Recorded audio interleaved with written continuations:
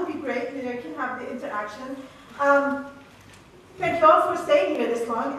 We have now our keynote discussant, Professor Elizabeth Kassab, who is a visiting professor in the humanities at Brown University. Her overall interest is the philosophy of culture, both Western and non-Western, with a particular focus on post-colonial debates on cultural ballet, authenticity, and critique. Her latest book, Contemporary Arab Thought, Cultural Critique in Comparative Perspective, published by Columbia University Press in the fall of 2009, is an examination of the critical thinking in Arab and post-colonial, mainly African and Latin American, debates on culture in the second half of the 20th century. Professor Kassab, please. He's all welcome.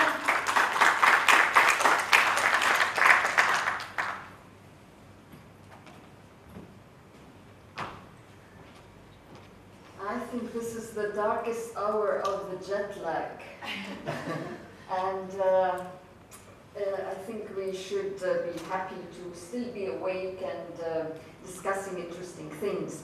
Well, I'm very, very happy to be here, and I thank AMCA and all the colleagues who have been in touch with me via email. I was, of course, extremely excited to be invited to be part of this discussion on the arts. It's not at all my field, but I'm an amateur in it, very interested. So I accepted the invitation, and I was ready to go to Amman, to Beirut, anywhere to be part of the discussion. Now, after the excitement and the happiness to be here, suddenly today, listening to you, it dawned on me that I was supposed to say something about in this discussion. Well, I have read your papers with great interest, but that I should say something about the arts put me in some panic. So I don't know exactly what you want from me, but maybe I thought today I could tell you what I want from you or what interests me in your discussion. Well, as some of you know, my work has been in more recent intellectual history. I have been interested in debates on culture in the Arab world, particularly after '67. And when I say debates on culture, I mean all this obsessive debates on authenticity and modernity and tradition. So what I did, my training is in philosophy, so I only know how to read texts. I can never show nice stuff. You guys, you know, it's so pleasant. Your conferences are full of pictures and PowerPoints. Your books are full of photos of artwork. Our books are dry and have only words in them. So what I did was to read what had been written on culture, particularly after '67. Now, I couldn't do that. I couldn't make sense of those debates without putting them in some historical context. So, and actually the debates themselves took me back to the earlier period known as the Nahda. So what I'm going to do is perhaps give you my sense of this intellectual history and the debates on culture. But what I also did, and which was very exciting for me, was to compare the Arab debates with other similar debates in Latin America and Africa. And it's, to put it very, very broadly, if I were to characterize the differences in these debates, I would say the following. In the Latin American debates, you also had, of course, issues of authenticity and modernity, but the main concern in Latin America is the issue of imitation. And obviously it has to do with the fact that all native cultures and languages have been annihilated. So when you say philosophy in particular, you're talking about European philosophy being conducted in Latin America. So the big malaise, much of the malaise, turns around this notion of, is there anything proper to us? Is there anything which is not a copy or a second copy of European literature, European ideas, European standards of culture and civilization?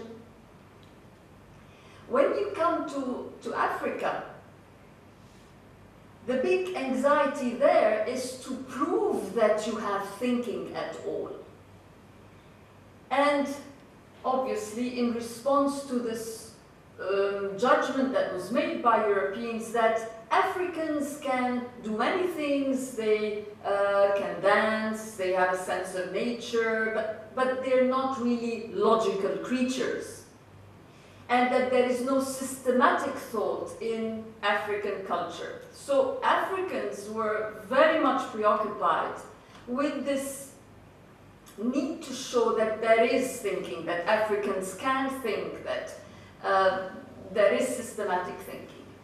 And because much of African culture has been oral, then the burden has been to show. Some of the participants in the debates have been busy showing that even in the oral culture, like in the folk wisdom, in proverbs, you can find the equivalent, of course, because we're measuring up to European culture, that you can find the equivalent of philosophical thinking. This is the whole debate around ethno-philosophy.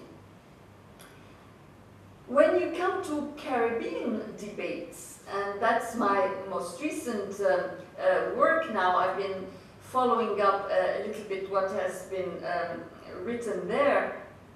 The problem in the Caribbean is that you are trying to construct a culture out of total importation. In other words, there is nothing specifically Caribbean as such. You have Africans, slaves being imported from Africa, indentured workers from East India.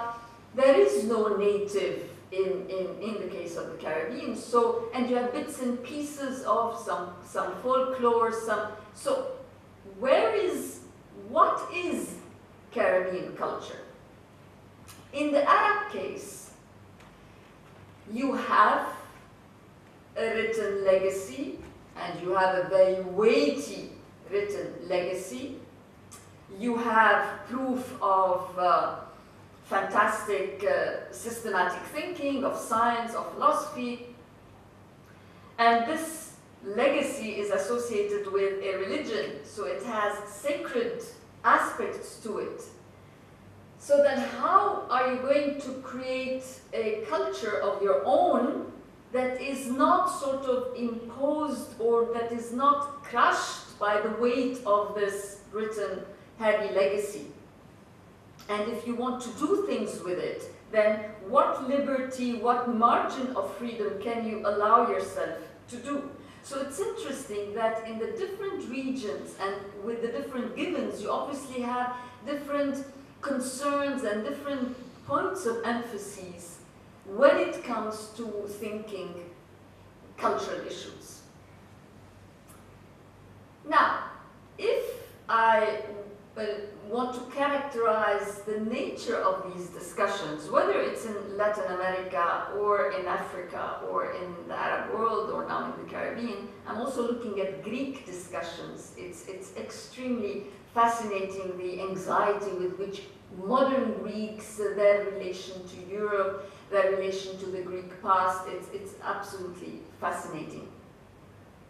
It seems to me that people who are engaged in these debates are, in fact, if you want to summarize it in some sense, I think it's all about searching for a sense of self. And I would say for an empowered sense of self. Of course, we are talking in a colonial, anti-colonial, post-colonial context, and that's a relevant aspect to the debates. So what is the sense of Arab culture that you can develop, that can be empowering, of which you can be proud, that allows you to function in the modern, in the world today? Now, this is a difficult discussion because, I mean, as the more I read, in fact, the less I become judgmental. In the sense that at the beginning I used to be very angry at what I consider to be insufficient, unsatisfactory answers. Take essentialism, for instance. Today we all consider ourselves to be very enlightened. We don't use anymore essentialist visions, or we are very quickly alerted when essentialist concepts of culture and self are used. But when you look at the context of these debates, under what circumstances the discussions about culture and cultural identity have been conducted, I think it really tells you what a challenge it is to come up with such a sense of self. Putting these debates in a comparative perspective for me has been also very inspiring and very enlightening in the following way. I grew up, from my generation, and perhaps some of you can relate to it, surrounded by these obsessions with al-hadasa wal-asala wal-turas wal-hadasa. I grew up with being so surrounded by these words and by these slogans that I had the impression that it was something like an Arab disease, you know, that your mind produces these obsessions constantly, and that somehow you were unable to sort it out. So it was for me very liberating to discover that other cultures who were neither Arab nor Muslim nor ate hummus nor were on the Mediterranean had also such obsessions.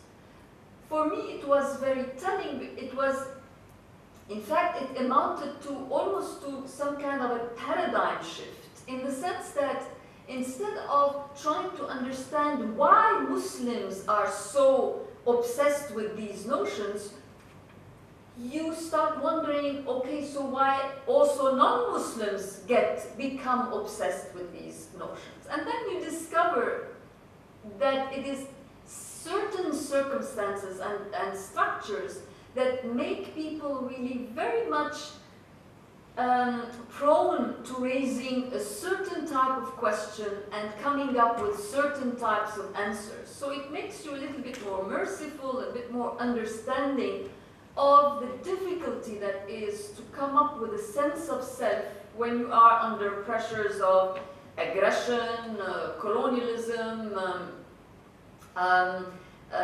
failure, weakness, and so on. Now, having made these general remarks, I'm going to give a very brief sketch of my conception of Arab intellectual, modern Arab intellectual history, and put this 1967 on that historical line.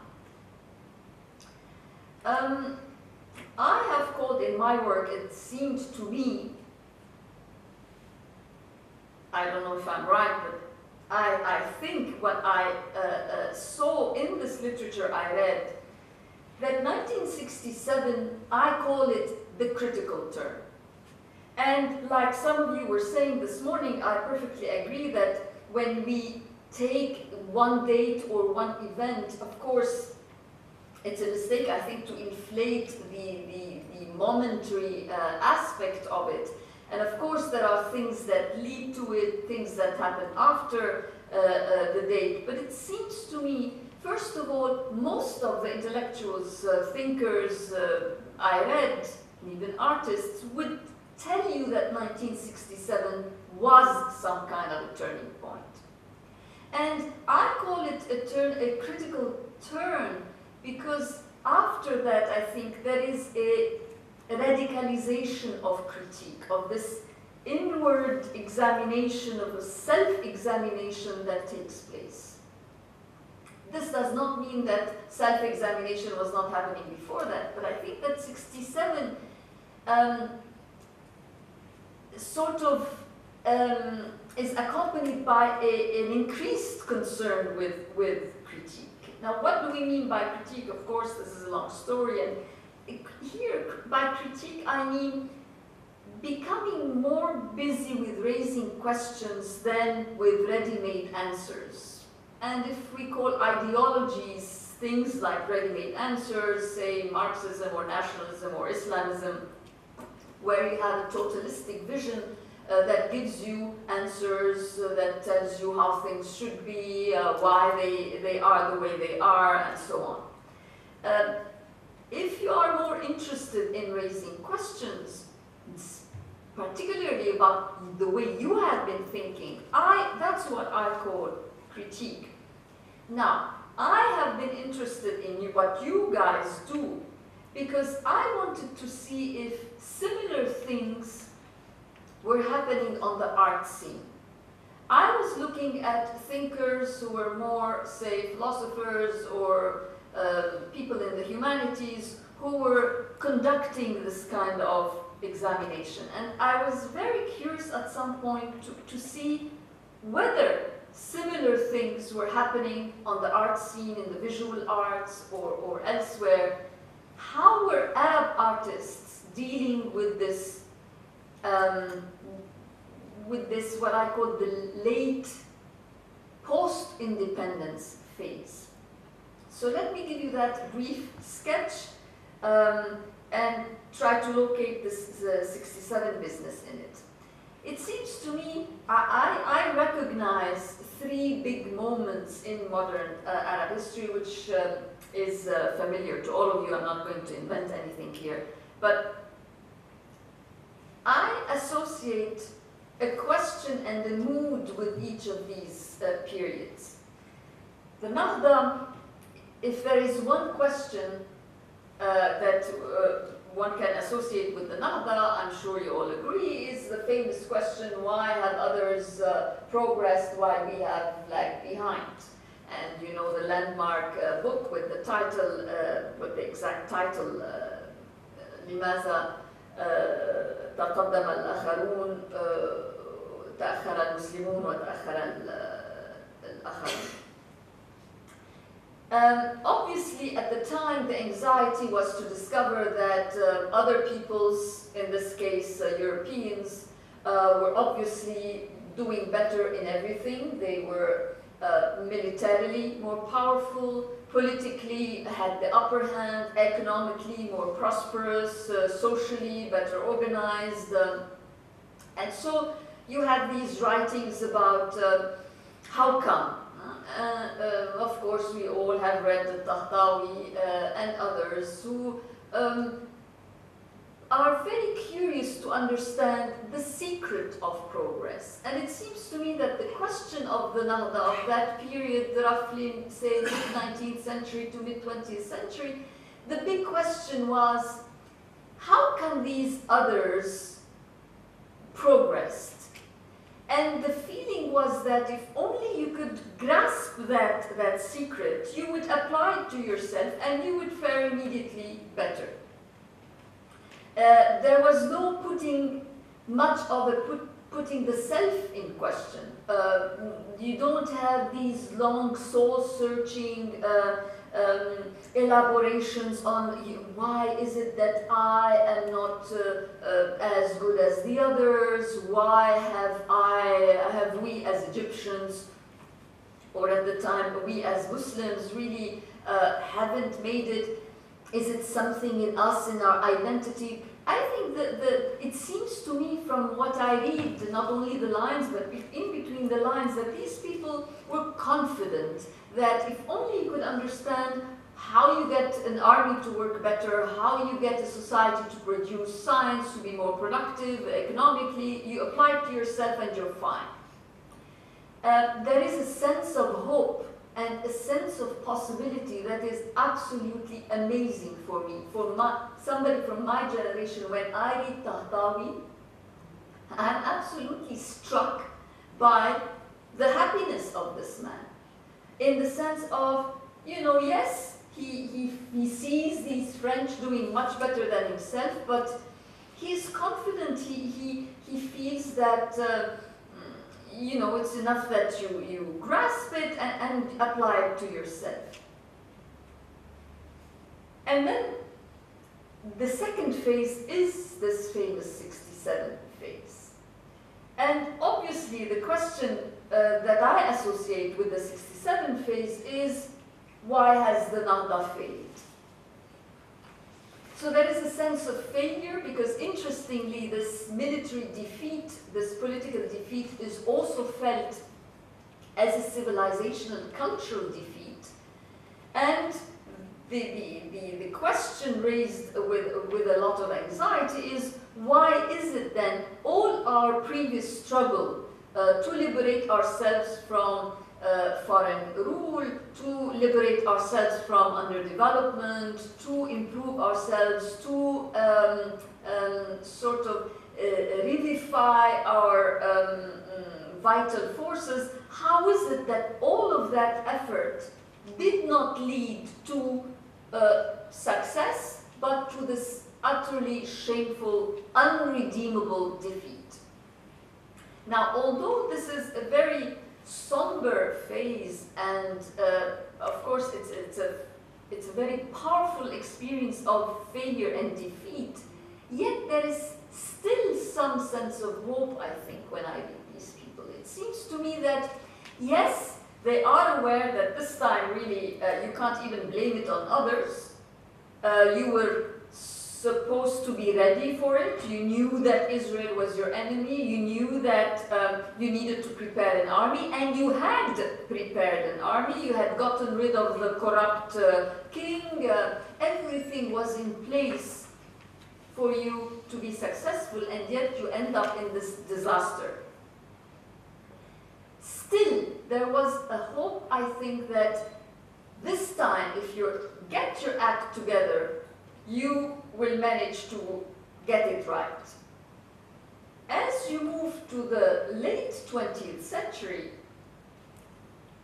just before the uprisings actually, the dominating question that I found in the literature was that of, why have we failed, period.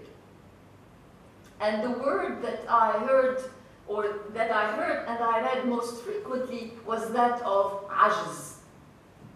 I think if you hear the interviews with people, if you read interviews in newspapers, in conferences, in scholarly works, the question is, why did the project of enlightenment fail?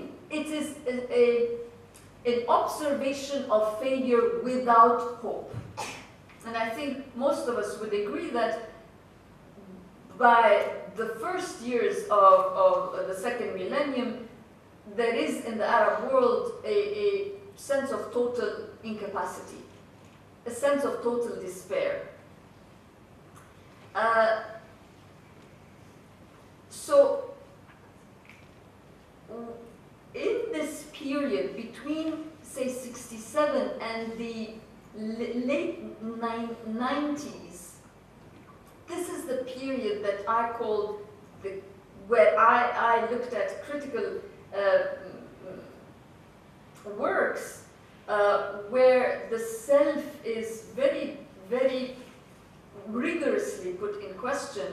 I wonder what parallel, if any, one can see on the art scene. What happens in the arts, if you put it in the art history of the Arab world in the last 150 years, say, what characterizes the arts in the last 4 or 5 decades? That would be my question to you, actually. How perhaps a few more remarks about this critical work in this period, as far as people in the humanities are concerned, I think there is a very strong comeback of the political. I think it's very interesting when you look at the intellectual history of the Arab world, you see how the prominence of politics goes up and down. In the Nahda, politics was the topic, in the sense that this famous, the answer to the famous question, what is the secret of progress? For many of the people involved in the debates, the answer was very clear. It was politics. It was political justice. Tahtawi, Al-Kawakibi, I mean, the writings against despotism, the general cultural malaise has a very clear political reading. Then, as the struggle for independence and independence gets established, this sort of wanes, and I suppose because people assumed that now, you know, the independent government was in place, that now obviously politics was in good shape. Until you have the regimes that we know in place. After 67, the revolutionary regimes that we get in Syria, in Iraq, in Egypt, and in 1997, so on the 30th anniversary, if you want, of the Naksa, it was interesting to hear some writers, many of them Syrians actually, who said that this 67 date, put as the foundational moment of the contemporary Arab world, is a sort of overshadows the more other phenomena which were much more weighty, if you want, in shaping our time, which is those repressive regimes. I mean, what followed 1967 is what really determined our realities, namely the form of dictatorships that we ended up having. And so it's interesting that towards the late 20th century, you witness a comeback of the political. And sadly, it is mostly literature from prison literature, political opponents who will become increasingly vocal about reinstating politics as a crucial component of cultural analysis. And so whereas in the 70s and 80s you have an absolute inflation of culturalism, in the sense that people become, or a whole dominant discourse becomes very vocal about culture being the cause of cultural malaise. Why this malaise in culture? Well, because there is something wrong with our culture. So it's the culturalist explanation of the cultural malaise, that you have to, if you go back and fix Turath, if you get a proper understanding of Turath, if you see in it some Marxist materialist element, if you look at this or that, if you fix religion, then maybe you can fix your situation. The 5 volumes and 8 volumes on Turath, the Tajdeed this, Tajdeed that. And from the fog of this culturalism, you find, of course, voices here and there that will emphasize again and again the political nature of the malaise. That unless you have a way of holding rulers accountable, you cannot really fix anything in culture or society. So, if I want to summarize my interest to you, I would say that I would like to hear from you how any of this echoes on the art scene in the Arab world. I think I could stop here and hear from you if you have anything to tell me today and see where we take it for tomorrow or whatever.